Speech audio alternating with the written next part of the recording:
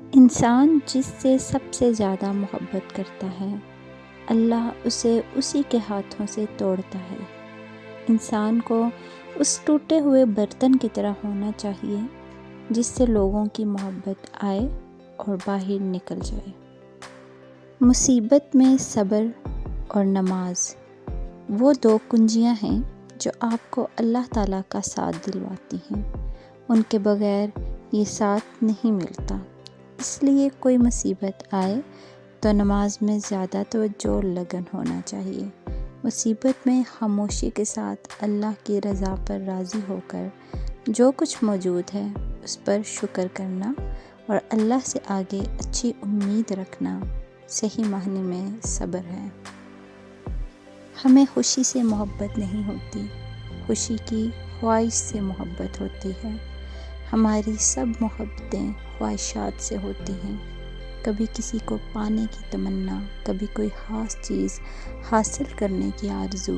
شاید محبت صرف خواہش سے ہوتی ہے، چیزوں یا لوگوں سے نہیں۔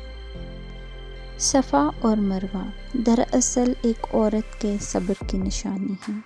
جب آپ کو بے قصور تپتے صحرا میں چھوڑ دیا جائے اور آپ اس توکل پہ کہ اللہ ہمیں کبھی ضائع نہیں کرے گا صبر کریں تو پھر زمزم کے میٹھے چشمے پھوٹتے ہیں۔ کیا کوئی شخص ڈگریوں کا پلندہ لے کر آپ کے سامنے آئے، خود کو سب سے بڑا مذہبی اسکالر بتائے تو آپ اس کی بات کو بطور دلیل مان لیں گے؟ کیا آپ کو پہلے دن ہی نہیں بتایا گیا تھا کہ دلیل صرف قرآن مجید یا حدیث سے ہوتی ہے، کسی عالم کی بات دلیل نہیں ہوتی؟ مصر کی اس عورت سے ایک غلطی ہوئی تھی، ایک جرم سرزد ہوا تھا، مگر اللہ نے اس کا پردہ رکھ لیا۔ اس کا فعل تو بتایا مگر نام نہیں، اور جس چیز کا پردہ اللہ رکھے وہ کھل نہیں سکتا۔ مگر ہم نے یوسف و زلیخا کے قصے پر منبر پر جا کر سنائے۔ ہم کیسے لوگ ہیں؟ ایمان اور تقویٰ بھی سانپ کی سیڑھی کے کھیل کی طرح ہوتا ہے۔ ایک صحیح قدم کسی معراج پہ پہنچا دیتا ہے تو دوسرا غلط قدم کسی گہری کھائی میں۔ ہم زمانہ جاہلیت سے دور اسلام میں آ کر ایک ہی دفعہ توبہ کرتے ہیں، ساری عمر پھر عمل صالح تو کرتے رہتے ہیں مگر بار بار کی توبہ بھول جاتے ہیں۔ ہم ایک کھائی سے بچ کر سمجھتے ہیں کہ زندگی میں پھر کوئی کھائی نہیں آئے گی، اور اگر آئی بھی تو ہم بچ نکل جائیں گے۔ ہم ہمیشہ نیکیوں کو اپنا انعام سمجھتے ہیں اور مصیبتوں کو گناہوں کی سزا۔ اس دنیا میں جزا بہت کم ملتی ہے اور اس میں بھی امتحان ہوتا ہے۔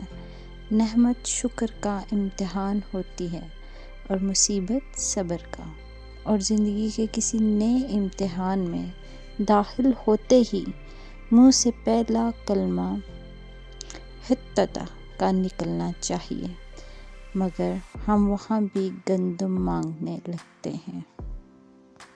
یقین کریں محمل، کوئی فرق نہیں پڑے گا اسے۔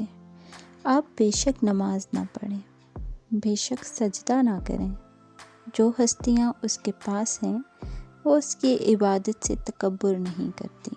اگر آپ کر لیں تو اسے کیا فرق پڑے گا؟ اس آسمان کا بلشت بر حصہ بھی خالی نہیں جہاں کوئی فرشتہ سجدہ نہ کر رہا ہو۔ محترم ویورز، یہ ویڈیو نمرہ احمد کے ناول مصحف پر مبنی تھی۔ یہ ناول کافی طویل ہے، لیکن میں نے اس ناول میں سے کچھ اقتباس اٹھائے ہیں اور آپ کے ساتھ شیئر کیے ہیں۔